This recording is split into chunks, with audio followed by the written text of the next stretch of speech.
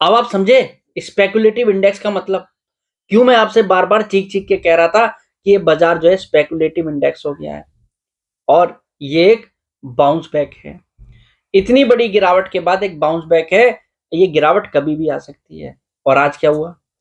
बहाना कुछ भी हो सकता है, पर जब आपको ये विश्वास हो जाएगा कि बाजार अब गिरने वाला है, तब बाजार भाग जाएगा। जब आपको लगेगा कि अब बाजार भागने वाला है, तब वो गिर जाएगा। यानी कि ये बाजार जो है आपको कहीं भी सही साबित नहीं होने देगा अगर आप इस बाजार से इस समय कंपटीशन कर रहे हैं। स्पेकुलेटिव इंडेक्स का मतलब ये है कि वहां पर हर समय स्पेकुलेशन चलेगी और जो आप सोचेंगे उसके विपरीत होना है उस बाजार के अंदर।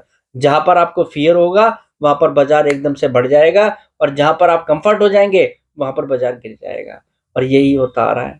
इसलिए मैं आपसे कह रहा हूं कि ये बाजार के अंदर अब आपको स्टॉक स्पेसिफिक ही रहना है। बार बार इसलिए आपको फोकस करा रहा हूं कि अच्छे स्टॉक का चयन करो। आज आप देखिए जो स्टॉक्स का हम डिस्कशन कर रहे हैं, ब्रोकिंग सेक्टर के स्टॉक्स को देखिए, मार्केट इंफ्रास्ट्रक्चर के स्टॉक्स को देखिए, आज उनके अंदर किस तरीके की स्ट्रेंथ थी। और क्यों थी वो स्ट्रेंथ? वो स्ट्रेंथ इसलिए है क्योंकि उनकी अर्निंग पॉजिटिव है। डिफेंस सेक्टर के उन स्टॉक्स को देखिए जहां पर अर्निंग पॉजिटिव है। आप देखिए तो सही, जिनके नतीजे अच्छे आए उनके अंदर कैसी तेजी है, क्योंकि उनके अंदर गिरावट भी हो चुकी है। यहां पर एक चीज बिल्कुल क्रिस्टल क्लियर आपके लिए हो गई है। अगर 2025 में आपको पैसा बनाना है तो आपको स्टॉक स्पेसिफिक बाजार में काम करना है। स्पेकुलेटिव इंडेक्स से दूर होना है। ये रोज रोज की दिहाड़ी बनाने के चक्कर में नहीं रहना है। ये बाजार आपको पैसा नहीं बनाने देगा। और जहां आपको नुकसान होगा वहां आपको लॉन्ग टर्म पोर्टफोलियो में स्टॉक भी होल्ड नहीं करने देगा। अभी भी समय है, अभी भी संभल जाइए। उन स्टॉक्स पर फोकस कीजिए जहां पर अर्निंग पॉजिटिव है। और इस बाजार के गिरने की अगर बातचीत हो रही है ना, इस बाजार के अंदर गिरने का सिर्फ एक कारण है। लोग कुछ भी कहते रहेंगे कि रशिया ने ये कह दिया, इसराइल ने ये कह दिया, एफआईआई ने ये कह दिया। कोई फायदा नहीं है। एक छोटी सी चीज समझ लो आप, जब तक उसका आपको उत्तर ना मिले इस बाजार पर विश्वास मत करो। ये स्पेकुलेशन बरकरार रहेगी। और वो छोटी सी बात पता क्या है? वैल्यूएशन। बाजार वैल्यूएशन पर चलता है। मनी ड्रिवन रैली हो चुकी, सब भाग गए। अब एफआईआई को अब तक बात ये कर रहे थे हम कि एफआईआई का मार्केट में कोई रोल नहीं है। एफआईआई का जब तक मूड नहीं सुधरेगा इस बाजार को कोई सुधार नहीं सकता। डीआईआई भी खरीदने की क्षमता है। और अब डीआईआई को भी लगता है कि जब सस्ते वैल्यूएशन पर माल मिल जाएगा तो महंगे वैल्यूएशन पर माल खरीद के करना क्या है? कौन कंपटीशन करेगा? एफआईआई के पास एट प्रेजेंट भी 17% पूरी मार्केट का शेयर है। ये इसका जानते हैं आप मतलब? अगर 2-4% भी माल और बेच दें एकदम से आके तो ये गिरावट जो है लगातार चलती चली जाएगी। और जब इतनी अच्छी उन्होंने बियर ग्रिप बना रखी है तो क्या वो उसे मुट्ठी से निकलने देंगे बाजार को? अभी तो इस बाजार की तुड़ाई और भी हो सकती है। आपको तैयार रहना है। और ये कोई नई बात नहीं है कि हमें कैसे इन्वेस्ट करना है। इस बारे में हम रेगुलर बात कर चुके हैं। 10-15-20% वाले फॉर्मूले पर 10% हमारा 23,500 पे डल चुका है। और इस बाउंस बैक के बाद जब फिर गिरावट आएगी, अगर 15% बाजार नीचे जाएगा फिर डालेंगे और 20% पे हम फिर डालेंगे। और 20% के आसपास ये बाजार जो है वैल्यूएशन में अट्रैक्टिव हो जाएगा। पर उससे पहले हमें एक चीज और देखनी है। देखिए, अगर आप बात को समझ जाएंगे, ब्रॉड पिक्चर को अपने दिमाग में बिठा लेंगे तो सारे डॉट्स आप जोड़ लेंगे। पर अगर आप कुछ भी नहीं समझ रहे हैं ना, रोज रोज आप कुछ भी वीडियो देखते रहिए, स्टॉक ढूंढते रहिए, इस साल पैसा नहीं बना पाओगे।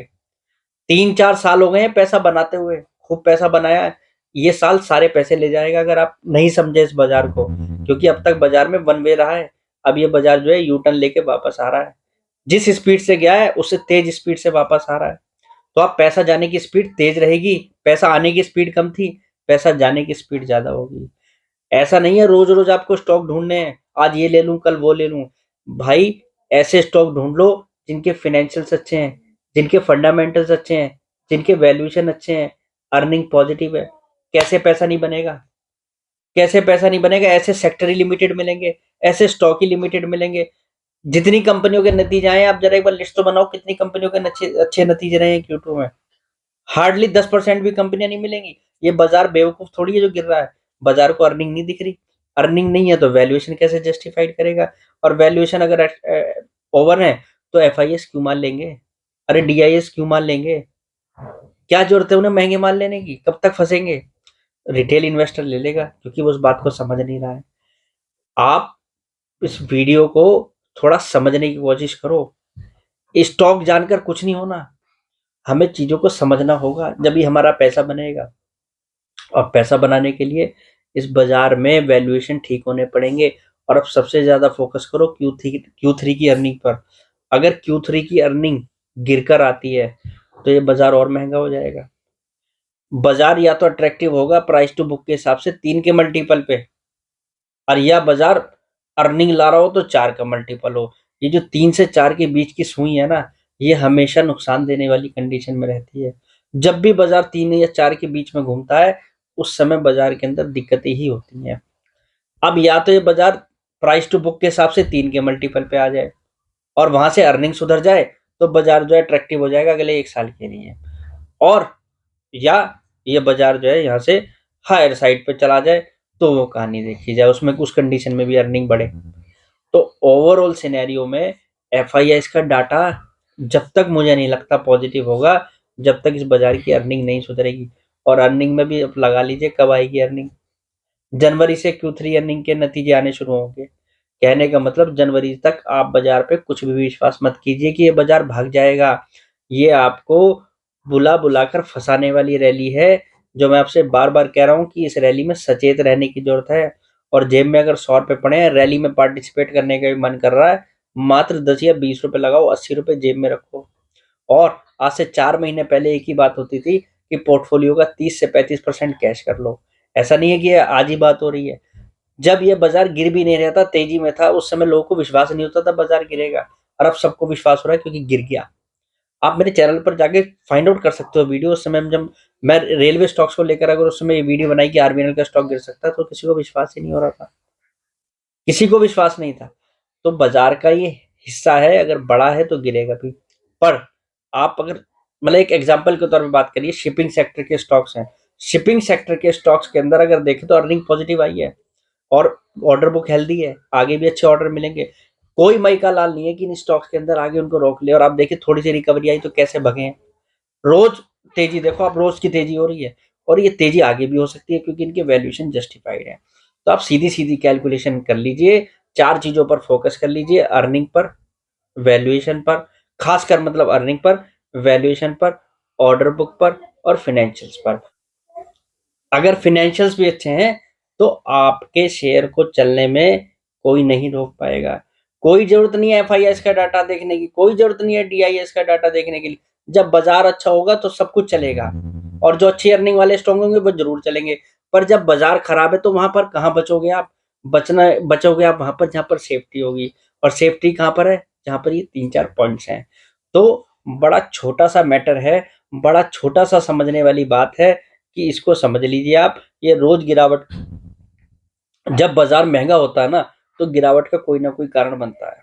उसको बुखार हो गया, ट्रंप आ गया, टैरिफ लगाएगा, कुछ है, कोई भी कारण होगा। रशिया यूक्रेन की लड़ाई में ये हो गया, इजराइल ईरान, कुछ भी आप सुनेंगे कहीं भी। उसमें आप कह सकते हैं कि US इकोनॉमी से रिलेटेड ये आया है, या आप कह सकते हैं कि वैल्यूएशन बाजार के महंगे हो गए हैं, NASDAQ में सेलिंग आ गई, कुछ भी कारण होगा। पर वो कारण जो है मार्केट को जस्टिफाइड कराएगा। तो ये तो सोचने वाली अब बात ही नहीं है। इस बाजार पर कोशिश रह के काम करने की जरूरत है। रैली आ सकती है, ये रैली जरूर आ सकती है और बढ़ सकती है। पर इंडेक्स में अगर आप मैनिपुलेशन या इंडेक्स को आप पकड़ने की कोशिश करेंगे तो इंडेक्स आपको ऐसी झटके देगा। फ्राइडे को इतना बढ़ गया कि वहां पर जिसने शॉर्ट करा था उनको दिक्कत हो गई, और आज जहां पर बाय करा था आज वो फंस गए। सारा ओवरऑल देख लीजिए, आप किसी को नहीं कमाने दे रहे हैं। कब पिछले हफ्ते जो है शॉर्ट सेलिंग वाले फंस गए और आज बाइंग वाले फंस गए। पर जिन्होंने अगर जिन्होंने पिछले हफ्ते अच्छे स्टॉक लिए थे, जिनके अंदर ये सब क्वालिटी थी, क्या वो आज फंसे या नहीं? तो आपने अपने पैसे को बिल्कुल भी इस समय स्पेकुलेट करके वेस्ट नहीं करना है। इंडेक्स को इस समय स्पेकुलेटिव मानकर इससे दूर खड़े हो जाइए।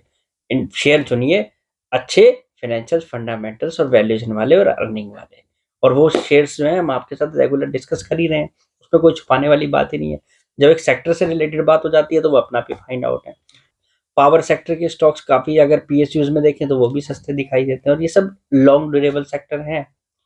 मार्केट इंफ्रास्ट्रक्चर वाले स्टॉक कितना बड़े स्टॉक्स, कितना बड़ा सेक्टर है, उसके अंदर स्टॉक्स हैं, तो आपको खूब मिलेंगे ढूंढने में। और अगर आपका आईटी के स्टॉक्स को लेने का मन है तो अभी आप उनसे दूर रहिए। इस बाजार को एक बार वैल्यूएशन को करेक्ट करने दीजिए, आईटी के स्टॉक में बहुत अच्छे मौके मिलने वाले हैं। फिर आईटी के स्टॉक्स को भी देखेंगे। तो आज के लिए इतना ही, कल फिर मुलाकात करेंगे नई वीडियो के साथ। फिलहाल के लिए नमस्कार।